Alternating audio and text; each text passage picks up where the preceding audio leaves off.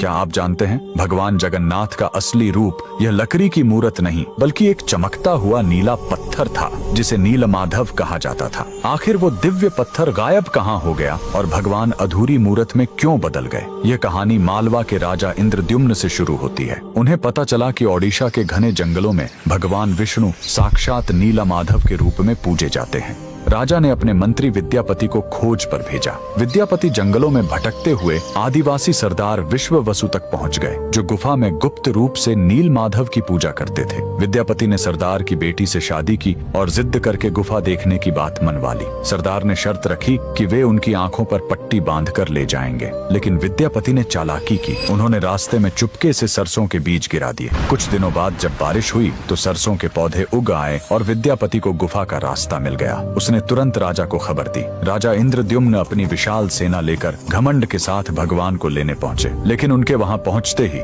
नीलमाधव की मूर्ति हमेशा के लिए गायब हो गई। भगवान अपने भक्त विश्ववसु के साथ हुए धोखे और राजा के घमंड से नाराज थे। राजा ने रोकर माफी मांगी और अन्न जल त्याग दिया। तब आकाशवाणी हुई, मैं अब उस पत्थर के रूप में नहीं मिलूंगा, अब मैं समुद्र तट पर एक लकड़ी के लट्ठे के रूप में आऊंगा। कुछ समय बाद पुरी के समुद्र तट पर एक विशाल अद्भुत लकड़ी का लट्ठा तैरता हुआ आया। राजा समझ गए कि यही भगवान का नया रूप है। उन्होंने तुरंत आदेश दिया कि इस पवित्र लकड़ी से भगवान की मूर्ति बनाई जाए, लेकिन समस्या यह हुई कि वह कोई साधारण लकड़ी नहीं थी। जैसे ही राज्य के बड़े बड़े कारीगर उस पर छेनी हथौड़ा चलाते, उनके औजार ही टूटकर बिखर जाते। उस दिव्य लकड़ी पर खरोंच तक नहीं आ रही थी। तब स्वयं भगवान विश्वकर्मा एक बूढ़े शिल्पकार के रूप में आए। उन्होंने कहा, मैं इससे मूर्ति बनाऊंगा, लेकिन मेरी एक शर्त है, 21 दिनों तक कमरा बंद रहेगा। अगर बीच में दरवाजा खुला तो मैं काम छोड़कर चला जाऊंगा। राजा मान गए। 15 दिनों तक अंदर से छेनी चलने की आवाज आती रही,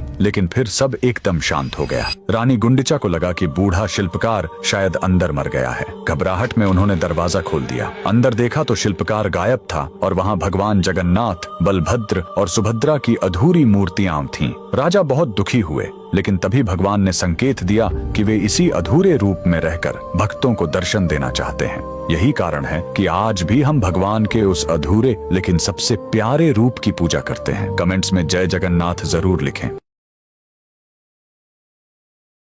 जानते हो जगन्नाथ की ध्वजा हवा के उल्टी दिशा में लहराती है। कहते हैं उसके पीछे देवराज इंद्र का हाथ है। कथा के अनुसार जब नीलाचल पर राजा के कहने पर जगन्नाथ का मंदिर बनकर तैयार हुआ, तब देवताओं ने स्वर्ग से नीचे आकर उसे देखा। सब कुछ ठीक था, पर उस मंदिर का शिखर इतना ऊंचा था कि मानो आकाश को चीर रहा हो। इंद्र को डर लगा कि कहीं ये स्वर्ग तक न पहुंच जाए और उनका राज खतरे में न पड़ जाए। तब उन्होंने वायु देव को बुलाकर आदेश दिया, तुम नीलाचल में तीव्र तूफान लाओ। पवन देव ने वैसा ही किया, लेकिन आश्चर्य ये था कि ध्वजा हवा की दिशा के विरुद्ध ही लहराने लगी। इंद्र ने वायु को और तेज किया, पर ध्वजा पर कोई प्रभाव नहीं पड़ा। इंद्र और अन्य देवता भयभीत हो गए। जैसे ही इंद्र ने वज्र उठाकर प्रहार करना चाहा, तभी आकाश में चतुर्भुज भगवान विष्णु प्रकट हुए। उन्होंने देवताओं से कहा, ये मेरा धाम है, यहाँ नियम नहीं, मेरी इच्छा चलती है। इंद्र ने हार मान ली और तुरंत पृथ्वी पर आकर शिखर को प्रणाम किया। कहा जाता है कि उसी दिन से मंदिर की ध्वजा उल्टी दिशा में लहराने लगी, मानो ये बता रही हो कि जहाँ जगन्नाथ हैं, वहाँ प्रकृति भी उनके पीछे चलती है। जब एक अंग्रेज ने जगन्नाथ की परीक्षा ली और फिर हुआ अद्भुत चमत्कार। जगन्नाथ मंदिर में प्रतिदिन लाखों भक्तों के लिए भोजन बनता है, लेकिन न ही कभी प्रसाद कम पड़ता है और न ही कभी बर्बाद होता है। कहते हैं एक बार मंदिर में भयंकर वर्षा हुई। उस दिन भक्तों की संख्या अनुमान से कहीं अधिक पहुंच गई। प्रसाद तो केवल 10,000 लोगों के लिए बनाया गया था, लेकिन मंदिर में लगभग 50,000 भक्त भोजन करने आ पहुंचे। फिर भी चमत्कार ये कि प्रसाद सभी को मिला और किसी को भी कमी महसूस नहीं हुई। जब यह घटना एक अंग्रेज अधिकारी ने सुनी तो उसे इस बात पर विश्वास नहीं हुआ। वह स्वयं सत्य जानने के लिए जगन्नाथ मंदिर पहुंच गया। उसने रसोइयों से कहा, आज जितने लोग आएंगे प्रसाद उससे कम बनाना। रसोइयों ने उसकी बात मान ली और निर्धारित मात्रा से कम प्रसाद बनाया। रोज की तरह उस दिन भी भक्तों की संख्या बहुत अधिक थी, फिर भी आश्चर्यजनक रूप से प्रसाद सबको मिला। यह दृश्य देख अंग्रेज अधिकारी आश्चर्य में पड़ गया और भाव विभोर होकर बोला, यह कोई साधारण रसोई नहीं, यह भगवान की लीला है। उस दिन के बाद वह अंग्रेज स्वयं भगवान जगन्नाथ का भक्त बन गया और जीवन के अंतिम समय तक पुरी में रहकर सेवा करता रहा।